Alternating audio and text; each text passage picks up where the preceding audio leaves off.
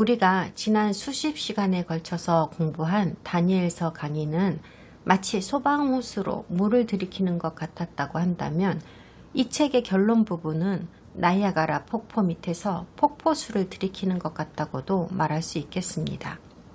성경은 옆에다가 펴 놓아두세요. 오늘은 성경 말씀을 아주 많이 찾아볼 겁니다. 오늘은 저 혼자 성경을 읽지 않고 여러분과 함께 읽을 거니까 그런 줄 알고 잘 따라오십시오. 지난 시간에 배운 것을 복습하는 시간을 갖지는 않을 겁니다. 이제껏 들으신 강의를 여러분이 제대로 이해하고 계시다는 가정하에 오늘 강의를 진행하겠습니다. 전체 성경을 제대로 해석하기 위해서는 앞뒤 문맥을 이해하는 것이 가장 중요한 열쇠이기 때문에 다니엘 11장 36절부터 시작해서 이 책이 끝나는 마지막 부분까지 한번 읽어보는 것이 좋겠습니다. 전에도 말씀드렸지만 우리가 지금 보고 있는 성경은 인위적으로 장과 절이 구분되었습니다. 그리고 그 상태로 수세기를 흘러왔는데 이것은 성경을 공부하고 소통하는 데 있어서 조금이라도 도움이 되게 하려는 의도에서 이렇게 된 것입니다.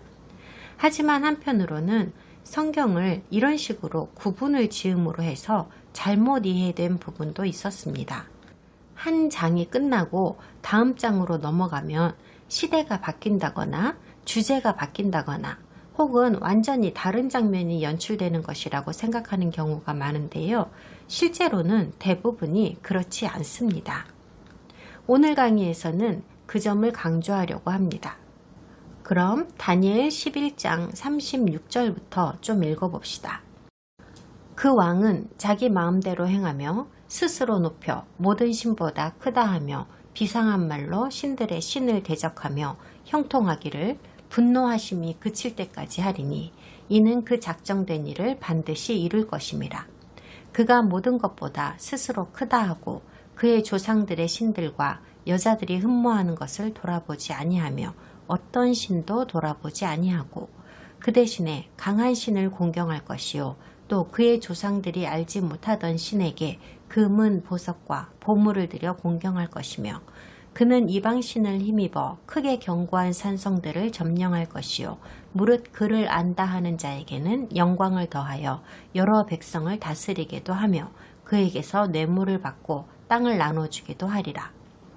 마지막 때에 남방왕이 그와 힘을 겨룰 것이나 북방왕이 병거와 마병과 많은 배로 회오리 바람처럼 그에게로 마주와서 그 여러 나라에 침공하여 물이 넘침같이 지나갈 것이요 그가 또 영화로운 땅에 들어갈 것이요 많은 나라를 패망하게 할 것이나 오직 에돔과 모압과 암몬 자손의 지도자들은 그의 손에서 벗어나리라. 그가 여러 나라들에 그의 손을 펴리니 애굽 땅도 면하지 못할 것이니 그가 권세로 애굽의 금은과 모든 보물을 차지할 것이요 리비아 사람과 구스 사람이 그의 시종이 되리라. 그러나 동북에서부터 소문이 이르러 그를 번민하게 하므로 그가 분노하여 나가서 많은 무리를 다 죽이며 멸망시키고자 할 것이요 그가 장막궁전을 바다와 영화롭고 거룩한 산 사이에 세울 것이나 그의 종말이 이르리니 도와줄 자가 없으리라. 그때에 내 민족을 호위하는 큰 군주 미가엘이 일어날 것이요 또 환난이 있으리니 이는 개국 이래로 그때까지 없던 환난일 것이며 그때에 내 백성 중 책에 기록된 모든 자가 구원을 받을 것이라. 땅의 티끌 가운데에서 자는 자 중에서 많은 사람이 깨어나 영생을 받는 자도 있겠고 수치를 당하여서 영원히 부끄러움을 당할 자도 있을 것이며 지혜 있는 자는 궁창의 빛과 같이 빛날 것이요 많은 사람을 옳은 대로 돌아오게 한 자는 별과 같이 영원토록 빛나리라. 다니엘아 마지막 때까지 이 말을 간수하고 이 글을 봉함하라. 많은 사람이 빨리 왕래하며 지식이 더하리라. 나 다니엘이 본즉 다른 두 사람이 있어 하나는 강 이쪽 언덕에 섰고 하나는 강 저쪽 언덕에 섰더니 그 중에 하나가 세마포 옷을 입은 자 곧 강물 위쪽에 있는 자에게 이르되 이 놀라운 일의 끝이 어느 때까지냐 하더라. 내가 들은즉 그 세마포 옷을 입고 강물 위쪽에 있는 자가 자기의 좌우 손을 들어 하늘을 향하여 영원히 살아계시는 이를 가리켜 맹세하여 이르되 반드시 한때, 두때, 반때를 지나서 성도의 권세가 다 깨지기까지이니 그렇게 되면 이 모든 일이 다 끝나리라 하더라. 내가 듣고도 깨닫지 못한지라 내가 이르되 내 주여 이 모든 일의 결국이 어떠하겠나이까 하니 그가 이르되 다니엘아 갈지어다. 이 말은 마지막 때까지 간수하고 봉함할 것임이니라. 많은 사람이 연단을 받아 스스로 정결하게 하며 희게 할 것이나 악한 사람은 악을 행하리니 악한 자는 아무것도 깨닫지 못하되 오직 지혜 있는 자는 깨달으리라. 매일 드리는 제사를 폐하며 멸망하게 할 가증한 것을 세울 때부터 1290일을 지낼 것이요 기다려서 1335일까지 이르는 그 사람은 복이 있으리라. 너는 가서 마지막을 기다리라. 이는 네가 평안히 쉬다가 끝날에는 내 몫을 누릴 것임이라.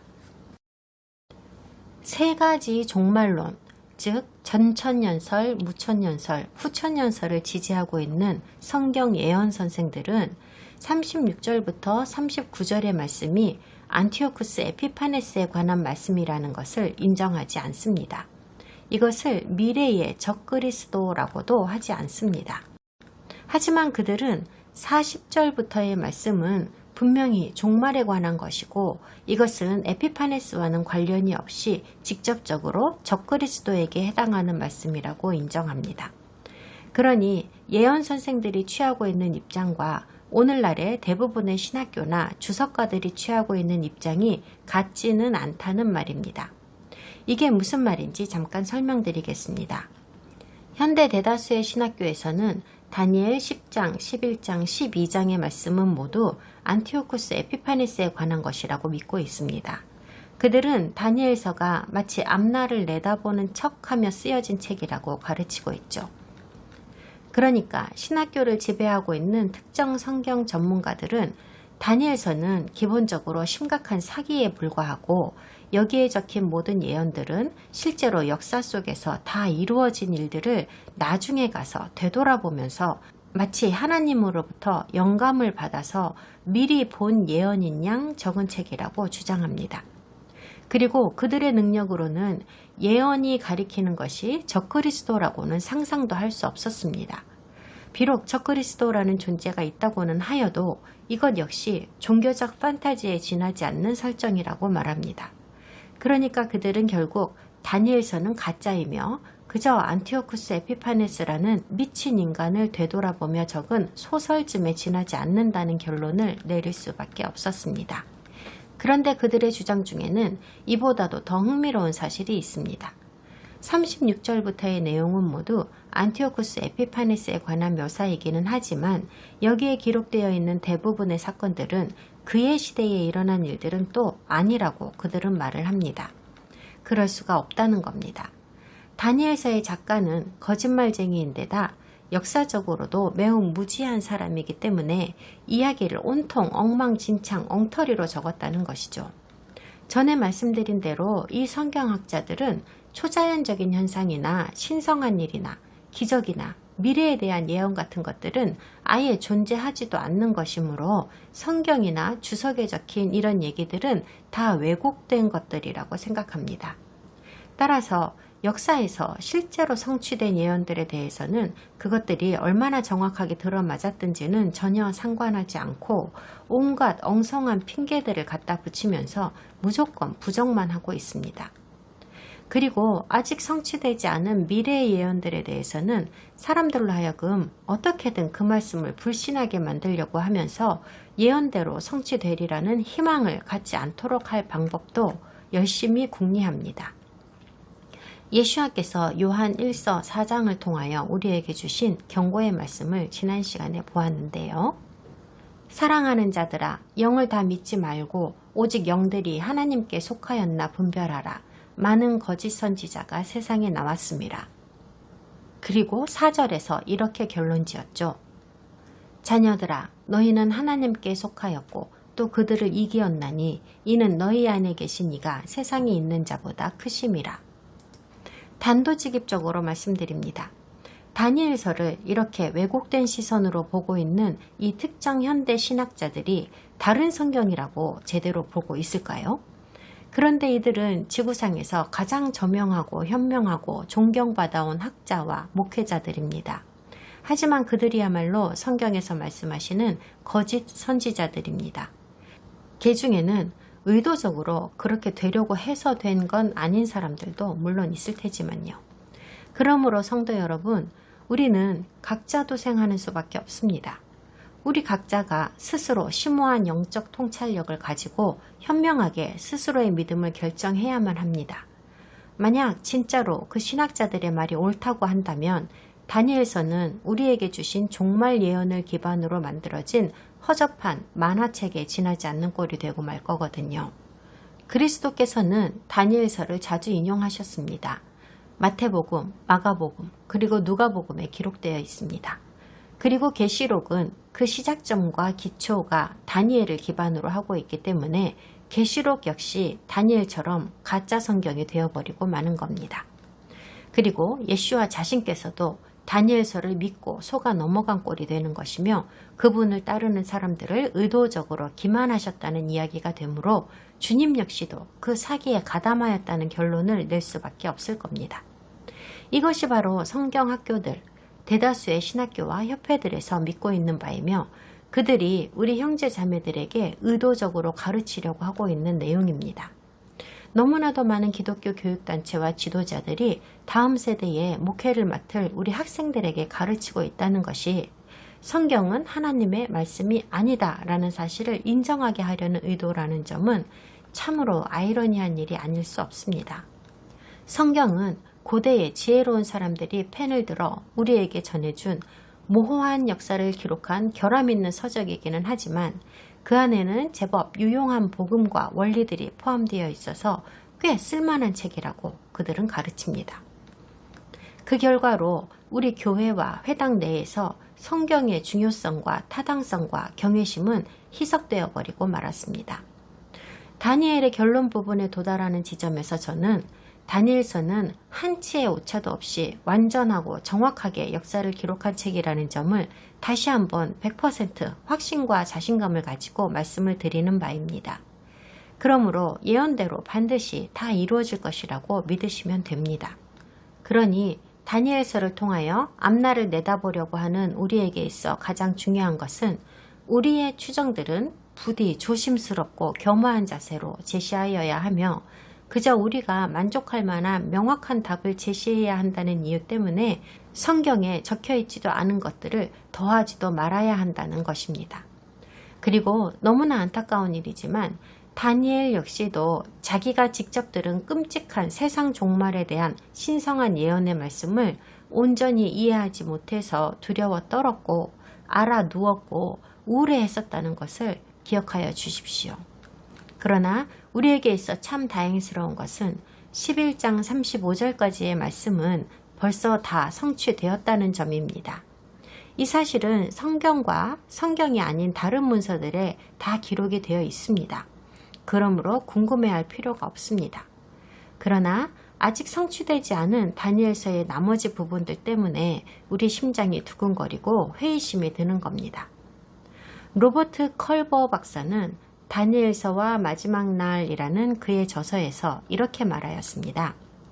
다니엘 11장의 예언은 35절의 끄트머리에서 지나간 역사로 모두 완성되었다.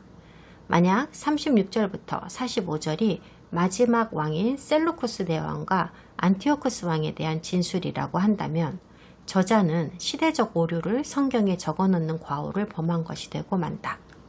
36절부터 45절에서 묘사하고 있는 일들은 인류 역사상 일어난 적이 없기 때문이다.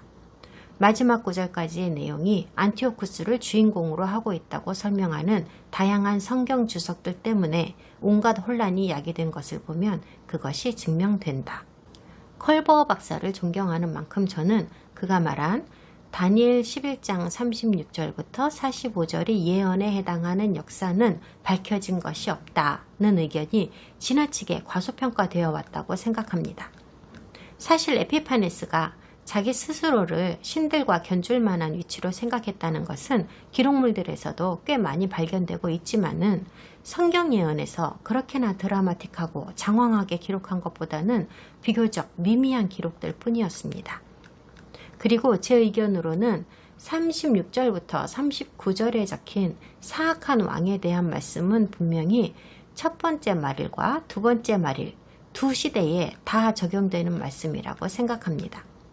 왕이 모든 신들 위에 군림하고 조상이 모르던 신을 숭배하며 자기를 떠받치는 자들에게 땅을 나누어 주었다고 하는 말씀은 안티오쿠스 에피파네스에게도 어느 정도 해당이 되는 말씀입니다. 하지만 이 일은 적그리스도와 함께 더욱 폭력적이고 잔인하게 온전히 성취되어질 것입니다. 부연 설명을 하겠습니다. 36절에 보시면 이 왕은 활개를 치며 자기 하고 싶은 대로 종횡무진 폭력을 휘두를 것이다 라고 합니다. 이 왕은 누구입니까? 어느 왕을 말하는 거죠?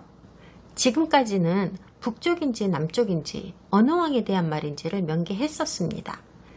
하지만 쉬운 성경을 제외한 다른 성경들에서는 그냥 그 왕이라고만 해서 의미를 모호하게 만들었습니다.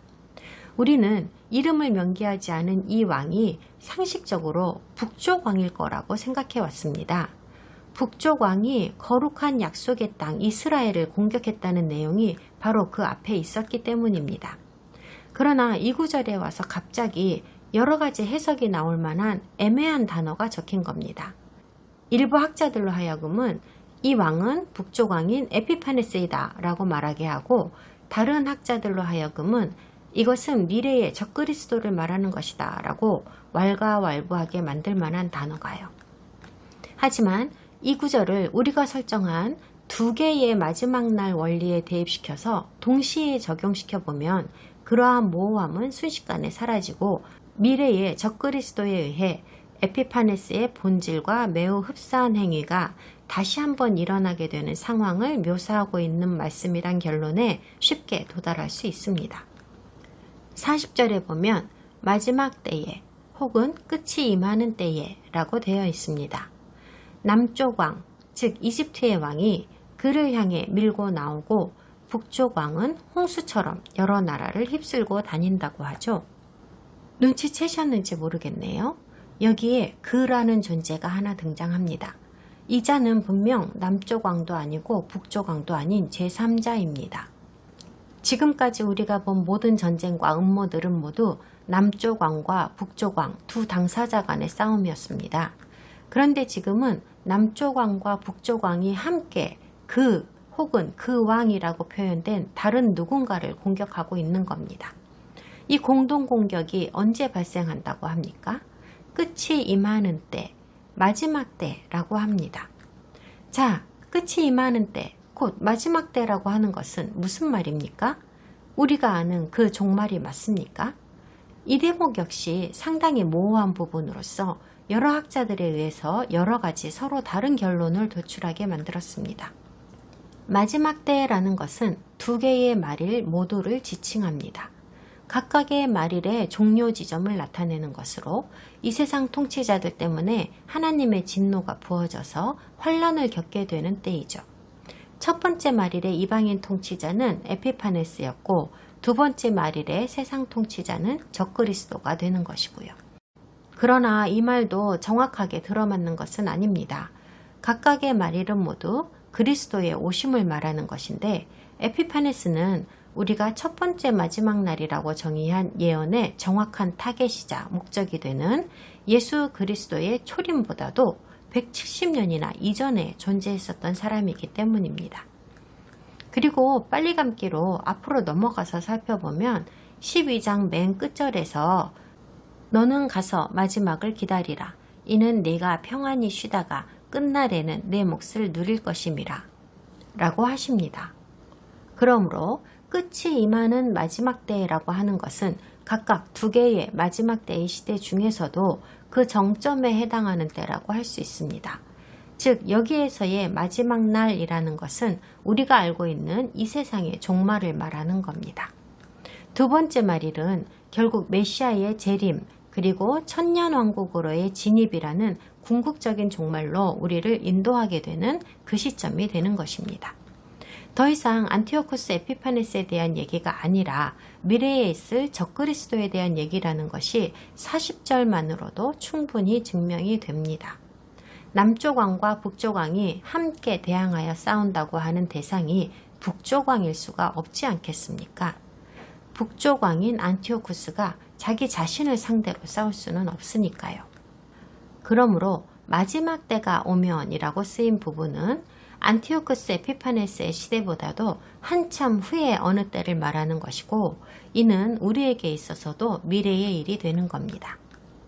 그리고 우리가 지금 두 번째 말일에 어디쯤에 살고 있다고 간주한다면 우리에게 있어서 남쪽 왕이라는 것은 이집트라고 할 수 있고, 북쪽 왕이라는 것은 시리아나 혹은 아직 모습이 갖추어지지 않은 어쩌면 더 확장된 또 다른 모습의 시리아라고 할 수도 있지 않을까요?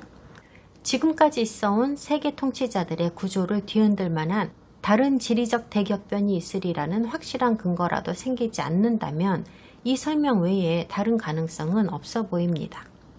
마지막 때에 이집트와 그리고 시리아라고 지칭할 수 있는 어떤 나라들이 함께 힘을 합쳐서 적그리스도의 군대를 대적하게 될 겁니다. 21세기에 들어서 한때는 북쪽 왕이라는 존재가 러시아일 것이라는 생각이 유행했습니다. 저는 이것이 절대로 불가능한 말은 아니라고 생각은 합니다만, 그렇게 가정하면 성경 말씀이랑 맞지를 않습니다. 하나님의 패턴에도 안 맞아요. 첫 번째 말일과 두 번째 말일 모두가 중동을 무대로 중동에서 일어나는 전쟁을 그리고 있거든요. 중동의 왕들이 주도하는 전쟁들이란 말이에요. 그러니 어떻게 될 것인지는 그저 지켜보는 수밖에는 없는 것 같습니다.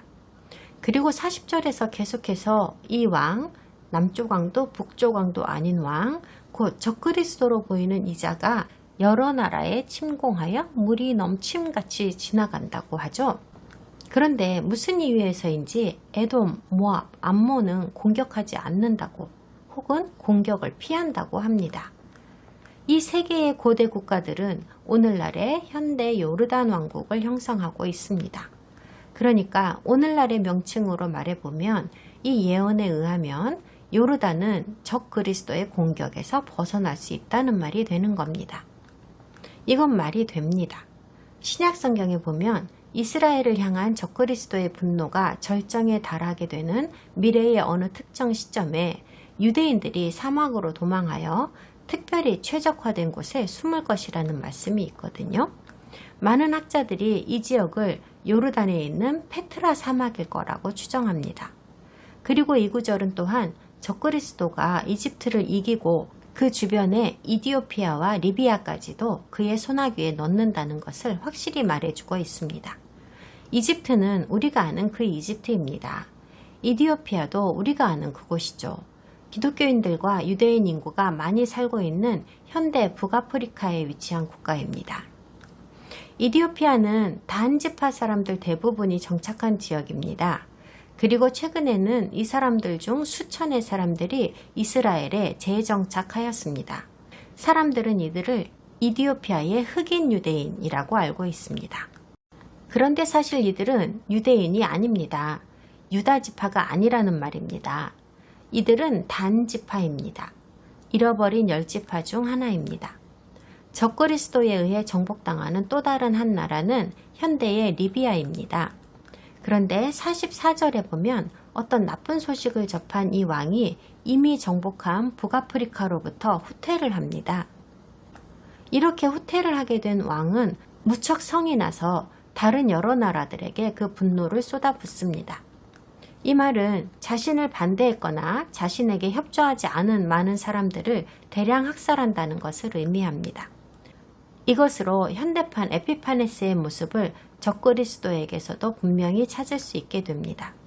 45절로 11장이 끝나게 설정되어 있는데 사실은 이 구절로 11장이 끝이 나는 게 아닙니다. 12장의 1절과 직접 연결이 되는 내용이거든요. 그리고 사실 이 문장은 매우 도발적인 문장입니다. 신분이 정확하지 않은 왕이 물론 적그리스도이겠지만 바다와 영화로운 거룩한 산 사이에 그의 장막을 세울 것이라고 하죠. 그리고 마침내 그의 끝이 이르며 그가 죽을 때에 아무도 그를 돕지 않을 것이라고도 합니다. 네, 여러분도 계시록을 통해서 적그리스도에 대하여 이미 많은 정보를 가지고 계시다는 걸 저도 압니다. 하지만 우리는 지금 예언을 공부하는 게 아니라 성경을 공부하고 있다는 것을 다시 말씀드립니다. 그래서 저는 다른 정보들과 통합하지 않을 겁니다. 영화로운 거룩한 산이라고 하면 일반적으로는 예루살렘 전체를 말하는 것이라고 알고 있습니다. 하지만 이것이 콕 집어서 하나의 특정한 산을 의미하는 말씀이라고 한다면 그것은 서로 가깝게 위치해 있는 세 개의 봉우리들 중 하나가 될 것입니다. 시온산과 모리아산과 감람산, 이 세 개의 산 중 하나가 되겠지요. 그리고 바다라는 단어도 좀 보아주세요.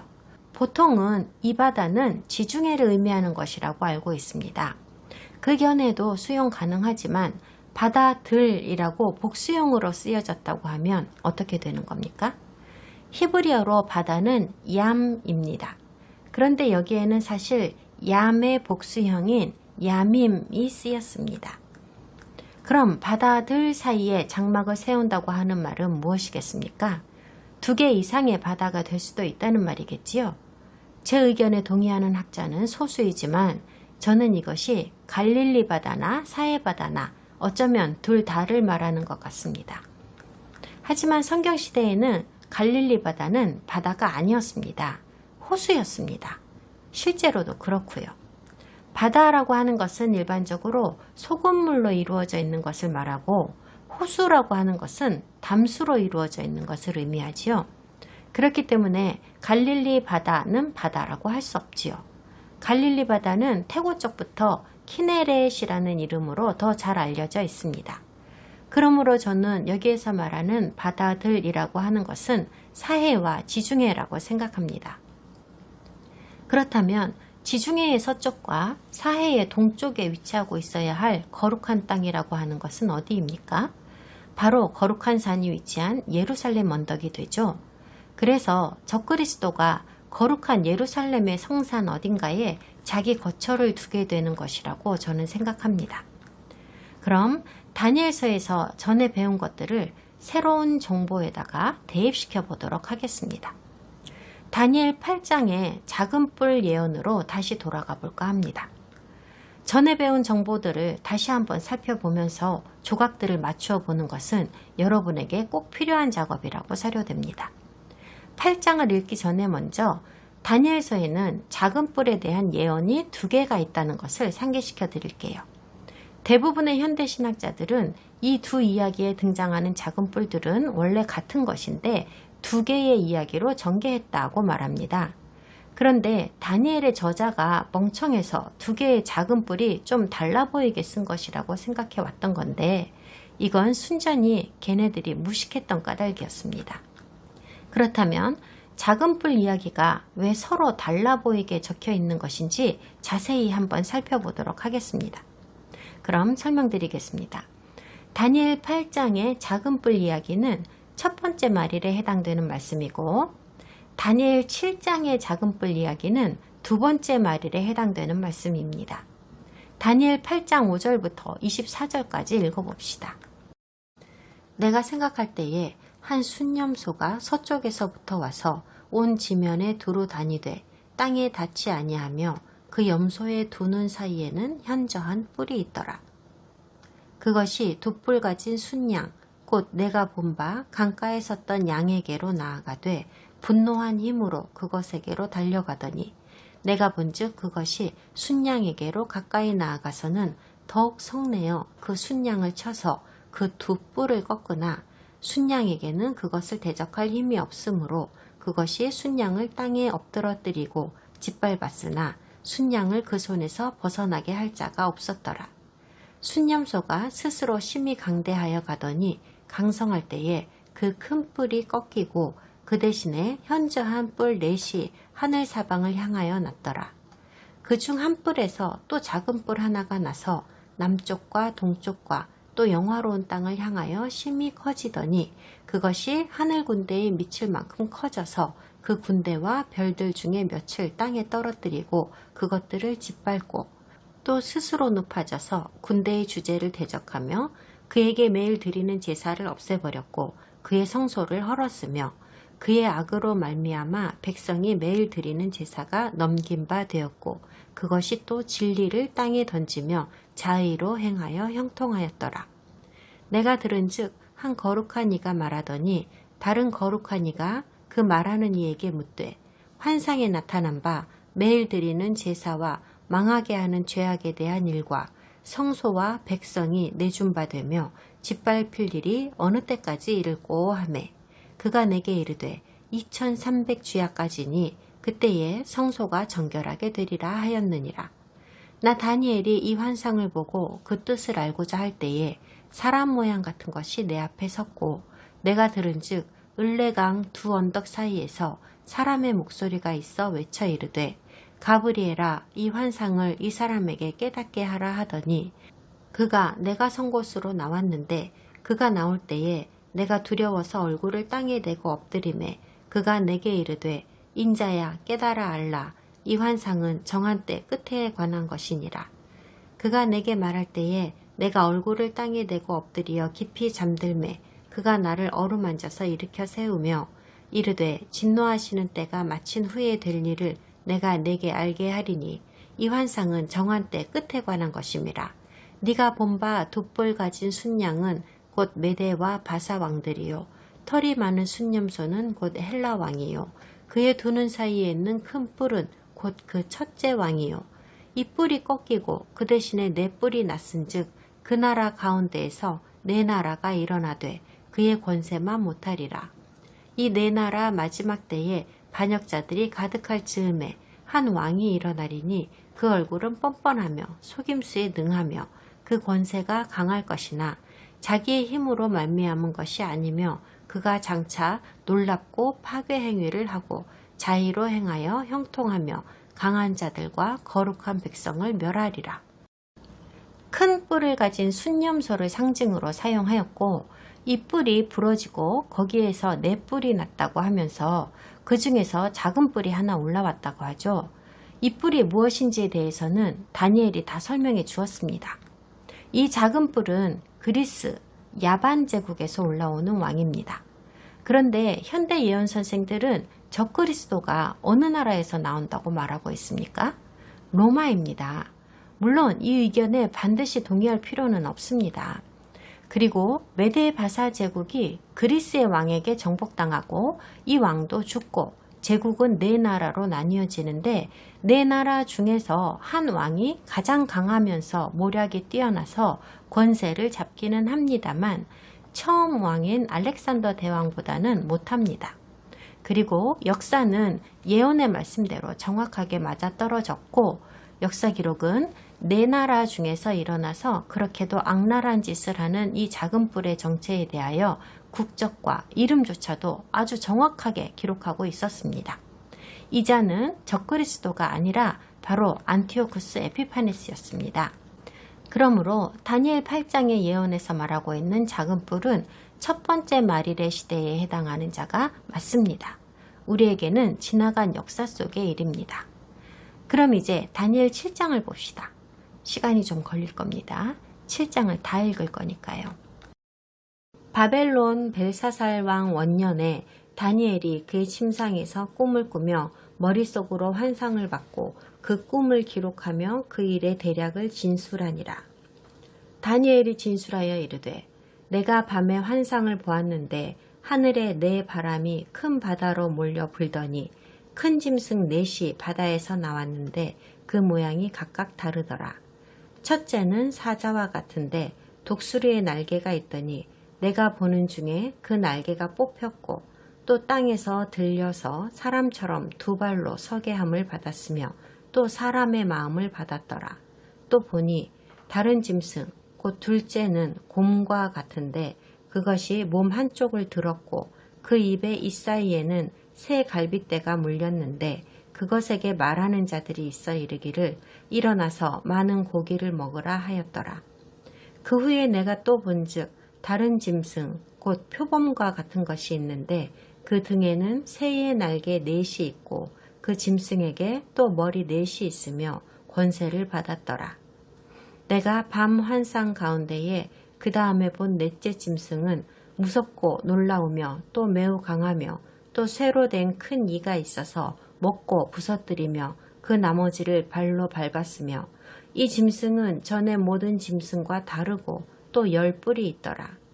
내가 그 뿔을 유심히 보는 중에 다른 작은 뿔이 그 사이에서 나더니 첫 번째 뿔 중에 셋이 그 앞에서 뿌리까지 뽑혔으며 이 작은 뿔에는 사람의 눈 같은 눈들이 있고 또 입이 있어 큰 말을 하였더라.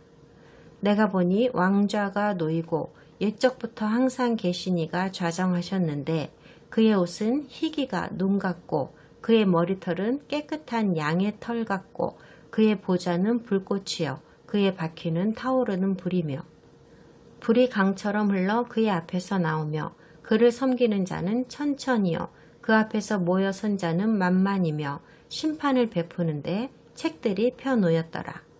그때에 내가 작은 뿔이 말하는 큰 목소리로 말미암아 주목하여 보는 사이에 짐승이 죽임을 당하고 그의 시체가 상한 바 되어 타오르는 불에 던져졌으며 그 남은 짐승들은 그의 권세를 빼앗겼으나 그 생명은 보존되어 정한 시기가 이르기를 기다리게 되었더라.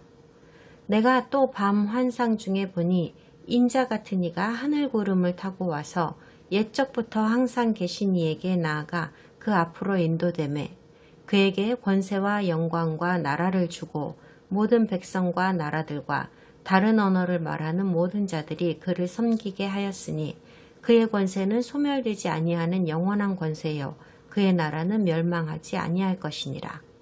나 다니엘이 중심에 근심하며 내 머릿속의 환상이 나를 번민하게 한지라.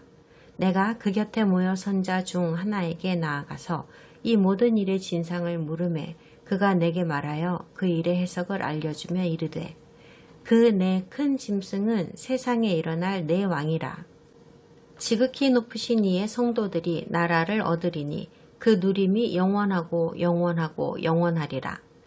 이에 내가 넷째 짐승에 관하여 확실히 알고자 하였으니 곧 그것은 모든 짐승과 달라서 심히 무섭더라.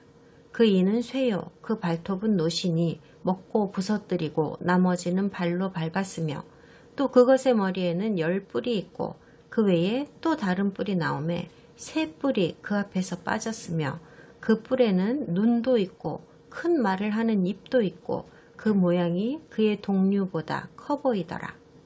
내가 본즉 이 뿔이 성도들과 더불어 싸워 그들에게 이겼더니 옛적부터 항상 계신 이가 와서 지극히 높으신 이의 성도들을 위하여 원한을 풀어주셨고 때가 이름에 성도들이 나라를 얻었더라.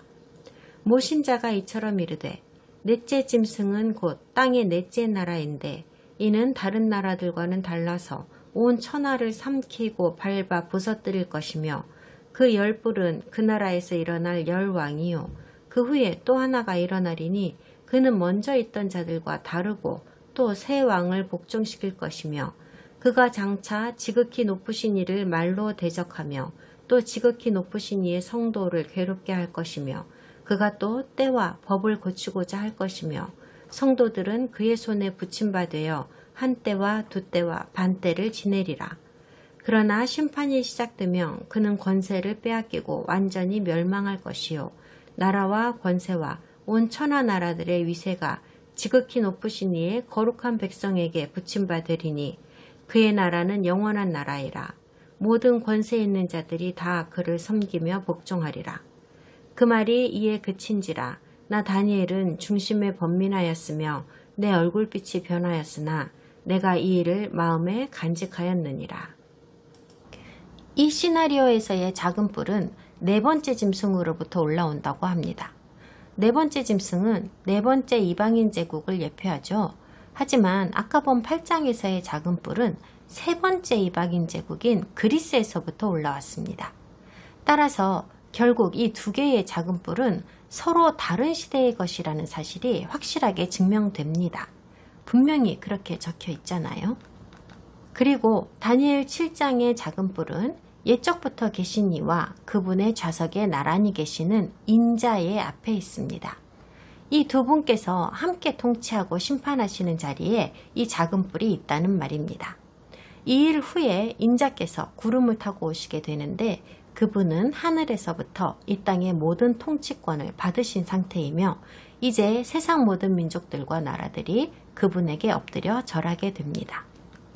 이런 일은 에피파네스의 시절에 일어난 일은 분명히 아니지요. 아직 안 일어난 미래의 일입니다. 어떤 교단에서는 이 일이 그리스도의 출현과 그분의 십자가 처형 때에 이미 일어났다고 주장합니다. 아주 그냥 말도 안 되는 거죠. 그리스도의 통치는 아직 이 땅에서 성취되지 않았습니다. 하지만 메시아께서 두 번째로 오시는 날에는 하나님을 대적하여 신성 모독의 말을 하는 극악무도한 이 작은 뿔은 아주 그냥 아작이 날 겁니다. 이 두 번째 작은 뿔은 적그리스도이며 첫 번째 작은 뿔인 안티오쿠스 에피파네스의 패턴과 타입으로 등장하게 되는 인물입니다. 세상의 상황도 매우 비슷하고 하는 짓거리도 의사결정 방법도 하나님과 그분의 백성을 대하는 태도 등등도 모두 매우 비슷합니다. 누군가는 이런 질문을 할 수도 있을 겁니다. 그럼 만약 적그리스도가 진짜로 에피파네스의 뒤에 온다고 한다면 어째서 에피파네스라고 하는 작은 뿔은 다니엘 8장에서 나오고 나중에 등장하는 적그리스도는 왜 그보다 앞선 다니엘 7장에서 등장하는 것이냐라고요. 이거는요, 사실 아무런 문제가 되지 않는 겁니다. 제가요, 1년 전에 이스라엘로 여행을 갔다고 말하고요. 나중에 3개월 전에 알래스카로 여행을 갔었던 얘기를 하는 거랑 다를 바가 없는 거예요. 어떤 순서로 말하든 아무런 상관이 없는 거죠. 알래스카에 간 얘기를 먼저 하든 그보다 먼저 갔던 이스라엘 얘기를 먼저 하든 정보가 달라지지는 않으니까요. 정리하면 이렇습니다. 다니엘 7장의 작은 뿔은 두 번째 종말에 등장하는 자이고 적그리스도를 말합니다. 그리고 다니엘 8장의 작은 뿔은 첫 번째 종말에 등장했던 인물이고 북방 왕이라고 하는 안티오쿠스 에피파네스를 말합니다. 다니엘 12장 1절은 그때에 라는 말로 시작합니다. 그때는 언제인가요? 장이 구분되지 않았다고 한다면 이전 구절인 11장 마지막 구절과 내용이 연결되어 있으니까 적그리스도가 통치하는 때를 말하는 겁니다. 적그리스도가 예루살렘의 성산 위에 처소를 세우는 그때입니다. 이때는 또한 이스라엘의 수호 천사인 미가엘이 일어나는 때입니다. 하나님께서 이미 정하신 바로 그때가 왔으므로 미가엘이 행동하기 시작합니다. 미가엘의 액션이 시작됨으로 해서 이스라엘은 이제 역사상 한 번도 경험하지 못한 환난과 고난의 장으로 들어가게 됩니다. 이 환난에 대해 두 가지를 말씀드립니다. 먼저 히브리인들은 이 환난의 시대를 야곱의 환난이라고 부릅니다. 야곱이라는 말은 이스라엘이라는 말과 동의어라고 보시면 됩니다. 헷갈리실 필요 없습니다. 기독교인들은 이 환난의 시대를 7년 환난 혹은 대환난이라는 이름으로 부르고 있습니다. 두 번째, 이 구절은 오로지 이스라엘을 향하여 주신 말씀이지 이방인 나라들에게 해당하는 말씀이라고 보아서는 안 됩니다. 교회에 해당하는 말씀이 아닙니다. 하지만 한편으로는 적그리스도가 세상의 통치자이기 때문에 이스라엘 안에서 이스라엘에게 일어나는 일의 영향이 그들에게만 국한되지는 않을 겁니다. 온 세계가 부수적인 피해를 입을 겁니다. 하지만 이 예언의 전체적인 맥락에 대한 서문은 다니엘 10장 14절에서 정확하게 제시하고 있습니다. 그것을 더욱 명확하게 하기 위해서 한 번 더 들어보시죠. 여러분이 마지막 날의 예언이 교회를 향한 것이 아니라고 저한테 배운 대로 남들한테 가서 얘기하시면 그들은 틀림없이 도끼 눈을 뜨고 여러분을 볼 겁니다. 제가 보증합니다. 이제 내가 마지막 날에 내 백성이 당할 일을 내게 깨닫게 하러 왔노라. 이는 이 환상이 오랜 후의 일임이라 하더라. 이 예언은 다니엘의 백성인 이스라엘 사람들, 곧 유대인들에게 일어날 일입니다. 다른 사람들이 아닙니다. 이제 성경은 덮어두셔도 됩니다. 동영상만 보아주세요. 우리는 인류 역사의 시계로 치면 11시 시점을 살고 있습니다. 그리고 이스라엘이 하나의 국가로서 다시 돌아왔고 예루살렘도 이스라엘의 손에 다시 넘어왔습니다. 그러므로 이제 남은 예언은 메시아께서 재림하시기 전에 아주 가까운 미래에 이곳에 성전이 재건되는 일입니다. 그리고 이 성전은 적그리스도의 명령으로 다시 지어지게 될 겁니다. 그리고 이때에 적그리스도가 자신이 누구인지를 드러내게 되는 것입니다. 그러나 일반인들은 이 세상이 돌아가는 것도 제대로 알기 어렵기 때문에 이스라엘에서 일어나는 일은 더욱더 그럴 겁니다. 여러분은 어떨지 모르겠습니다만 저는 이 환란이 거의 홀로코스트에 맞먹을 거라고 보고 있습니다. 대충 상상은 가지만 구체적인 건 저도 모르겠어요. 이스라엘의 홀로코스트보다도 몇 갑절이나 처참한 일이 일어날지도 모를 일입니다. 조금 더 개인적인 관점에서 말씀드릴게요. 우리 아브라함의 자손들 협회는 이스라엘에서도 사람들이 모여 왕성한 활동을 하고 있습니다. 이스라엘을 사랑하고 이스라엘 편에 서기를 택한 사람들의 모임입니다. 이 사람들은 거의가 유대인이고 유대인의 가족들입니다. 적그리스도는 이스라엘에 있는 이 협회를 어떤 식으로든 파괴하려 들 겁니다. 그리 멀지 않은 미래예요. 확실합니다. 그 협회에 몸담고 있는 사람들 대부분은 우리가 개인적으로 잘 아는 사람들입니다. 우리도 그들도 살아남지 못할 것입니다. 휴거가 그 전에 일어나지 않는 한은 말이죠. 하지만 그렇게 되지는 않을 겁니다. 바룩 랍비나 모란 랍비, 그리고 그들이 운영하고 있는 협회, 우리가 사랑하는 그들의 자녀들과 아내들은 이 사실을 모두 알고 있습니다. 제가 지금 여러분에게 얘기하는 일이 정말로 일어나리라는 걸 그들은 알고 있습니다. 눈앞에서 무슨 일이 벌어질지를 그들은 다 알고 있어요. 하지만 가능한 한 많은 사람들을 구해내기 위해서 일하고 있습니다. 다가오는 야곱의 환난에서 구출하여 내기 위해서가 아니라 이제 곧 유대인 동료들에게 닥칠 영원한 죽음에서 동료들을 건져내기 위해서 그들은 일합니다. 모란, 바룩, 그리고 아브라함의 자손들 협회에 다른 많은 사람들이 자기의 운명을 알고 있으면서도 이 일을 하고 있습니다. 우리 모두는 가능한 한 우리가 할 수 있는 모든 것을 지원하여야 합니다. 우리 모두 그들의 용기와 이타적인 행동을 보고 배워야 합니다.